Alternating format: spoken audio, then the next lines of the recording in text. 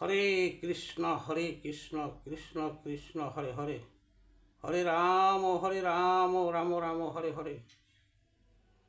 জয় গুরুদেবের জয়, জয় শ্রীকৃষ্ণের জয়, জয় রাধারানীর জয়। আজ আমি আপনাদের সামনে যে আলোচনা নিয়ে আসছি তাহা হইল পতি ও উপপতির মধ্যে পার্থক্য কী। পতি মানে নিজের স্ত্রী, কেমন বিধিমতে মানে শাস্ত্র মতে বিবাহিত স্ত্রীর স্বামীকে পতি বলা হয়। স্বামী ও স্ত্রী উভয় মিলে সন্তান আদি উৎপন্ন করা হয়।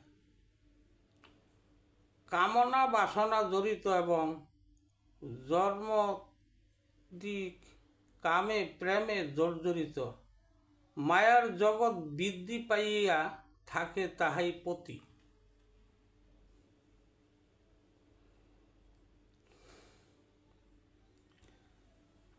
আর উপপতি জিনিসটা হলো স্বামী থাকা সত্ত্বেও অন্য পুরুষের সহিত অনুরাগ আসক্তি এবং যার মধ্যে কামের গন্ধ নাই, সর্বদা প্রেম বিরাজিত, ইহাই উপপতি। এখন কথা হলো জাগতিক হিসাবে উপপতি অবৈধ জিনিস, কিন্তু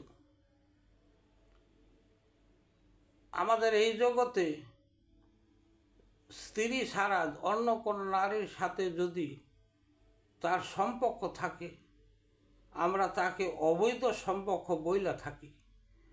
কারণ মানবের এইরূপ ভাব থাকে না, যেই বললাম যে তার কোনো কামের গন্ধ নাই, কিন্তু এই যে মানব জাতি, এদের কিন্তু কামনা বাসনা সবসময় থাকে।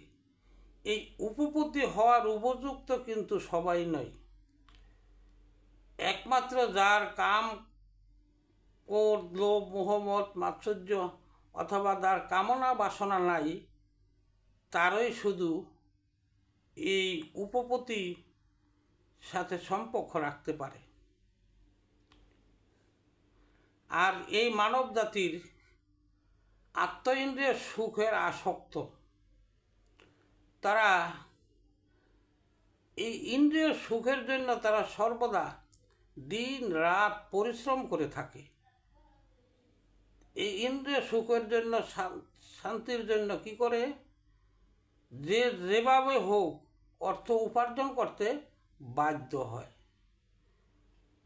কারণ এই অর্থ না হইলে এই জগতে কোনো সুখ হয় না। মানুষ মনে করে যে এই অর্থই সুখের মূল। আসলে এই সুখ যে কোথায় সে আর খুঁজে পায় না। এই সুখ খুঁজতে খুঁজতে সে আরও অসুখে পড়ে যায়। কারণ যে যতই আর্থিক হোক না কেন, তার ততই কামনা বাসনা বেশি থাকে, তার কামনা বাসনায় লিপ্ত থাকে, তারা সর্বদা অশান্তি ভোগ করে। যতই অর্থ হবে ততই তার অশান্তি বেড়ে যায়। কিন্তু সে মনে করে যে এই অর্থ উপার্জন করলে আমার সুখ হবে। আসলে কিন্তু সুখের পিছনে দিন রাত তিনি দৌড়াইতেছে, কিন্তু সুখ সে খুঁজে পাইতেছে না। তাই এই সুখের কামনা করে তারা কি করে, এই মায়ার জগতে আসক্ত হয়ে যায়। আর এই ভাব কিন্তু, এই যে উপপতির ভাব মানুষের কিন্তু রাখাটা খুব দুঃসাধ্য। এটা পারে কে? একমাত্র শ্রীকৃষ্ণই পারেন উপপতির প্রেম ভাব দিতে। এই ত্রিজগতে যতই কিছু হোক, ব্রহ্মা শিব এরা সবই কিন্তু কামনাকে যতই জয় করুক, কিন্তু কামে কিন্তু সর্বদা তারা কামের মধ্যেই তারা কিন্তু বাধা পড়ছে অনেক সময়। আর কৃষ্ণ ব্যতীত মানবের দ্বারা পরকীয়া অসম্ভব জিনিস, অর্থাৎ উপপত্তির সাথে যাহা হয় তাহা হলো পরকীয়া। এই পরকীয়া একমাত্র শ্রীকৃষ্ণই পারেন।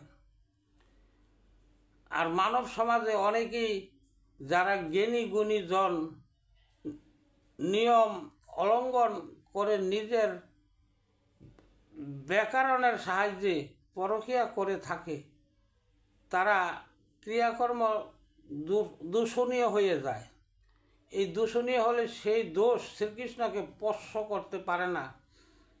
অনেক দেখা যাইতেছে গুণী এবং জ্ঞানী তারা যারা কম বোঝে, যাদের জ্ঞান কম থাকে, তাদেরকে বিভ্রান্ত করে কৃষ্ণের যে পরকীয়া বা কৃষ্ণ যাহা করছে তাহা এদের সাথে বিস্তারিত করে এবং তাদেরকে সেই কৃষ্ণের যে ক্রিয়াগুলি করছে সেইগুলা তাকে আসক্ত করায়।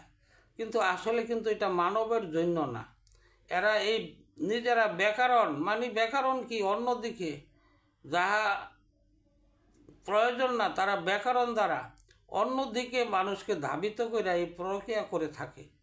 কিন্তু তারা ক্রিয়াগুলি কিন্তু দূষণীয় কি এই ক্রিয়াগুলি তাদের জন্য না। তাই একমাত্র শ্রীকৃষ্ণ পারেন, কারণ তাদেরকে শ্রীকৃষ্ণকে কি করতে পারে না, আসক্ত করতে পারে না। সে কাম করতো এগুলার বাহিরে, কারণ এ সমস্ত তার থেকে উৎপন্ন, কিন্তু এর ভিতরে তা নাই। তিনি তার ঊর্ধ্বে, একমাত্র কৃষ্ণই পারে এই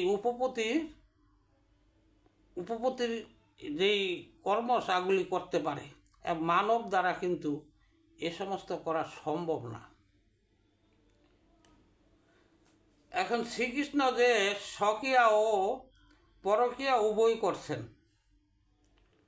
আমরা বলতে পারি তাহলে শ্রীকৃষ্ণ তো স্বকীয়া করছেন, পরকীয়া করছেন। হ্যাঁ, ঠিক আছে, শ্রীকৃষ্ণ স্বকীয়া পরকীয়া উভয় করেছেন। যেমন কীরকম বিধি মতে বিবাহিত স্ত্রীগণ রুক্মিণী, সত্যভামা, অন্যরা নারীদের সক্রিয়া হিসাবে স্ত্রী হয়ে আছেন, এই স্বকীয়া করেছেন।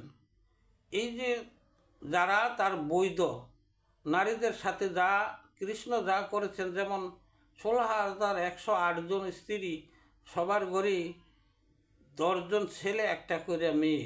এই যে কৃষ্ণ যে স্বকীয়াগুলা করছেন তার দ্বারা সম্ভব।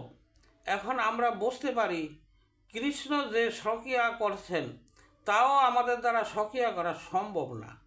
তার এত স্ত্রী থাকা সত্ত্বেও কেউ বলতে পারে না যে আমার পরিবেশন বা আমি কম পেয়েছি, আমি স্বামীর সোহাগ কম পেয়েছি, কিন্তু না, তা হয় নাই। তিনি প্রত্যেক ঘরে ঘরেই কৃষ্ণ হইতে পারছেন। এত নারী যার ছিল, সে প্রত্যেকের ঘরে কৃষ্ণরূপে স্বামীরূপে সর্বদা ছিলেন। শুধু ভগবানেরই পারে এই কার্য করতে, মানব দ্বারা সম্ভব না। যাহারা অনুরাগের আত্মা অর্পণ করেছেন এবং ইহলোক ও পরলোকের অপেক্ষা করেন নাই, কিন্তু তারা গড়ের স্ত্রী না, তবু পরকীয়া করেছেন। যেমন শ্রীমতী রাধা ও ব্রজের সখীগণ, তারা সকলেই কৃষ্ণের পরকীয়াভাবে প্রেমিক। এখন বুঝতে পারলাম যে স্বকীয়া বা পরকীয়া কি জিনিস। এই স্বকীয়া করা সবার দ্বারা সম্ভব না। পরকীয়া করা, আমরা অনেকেই যে স্বকীয়া পরকীয়া সম্বন্ধে যদি এখানে ভুল ত্রুটি হয়, আপনারা ক্ষমা দৃষ্টিতে দেখবেন, কারণ ইহা কোনো গুরুত্বপূর্ণ বিষয়। আমাদের এই জগতে অনেকেই কিন্তু এইভাবেই ভাবিত হয়, কিন্তু আসলে এই পরকীয়া আমাদের জন্য নয়। পরকীয়া একমাত্র শ্রীকৃষ্ণই করতে পারেন। আর শ্রীকৃষ্ণ যাহা করছেন তাহা আমরা অনুসরণ করতে পারি, আমরা কিন্তু অনুকরণ করা আমাদের দ্বারা সম্ভব না। হরে কৃষ্ণ, আমি আজ এই পর্যন্তই রাখলাম। যদি ইহাতে কোনো ভুল ত্রুটি হয় আপনারা ক্ষমা দৃষ্টিতে আমাকে দেখবেন। রাধে রাধে রাধে। হরে কৃষ্ণ কৃষ্ণ কৃষ্ণ হরে হরে, হরে রাম রাম রাম হরে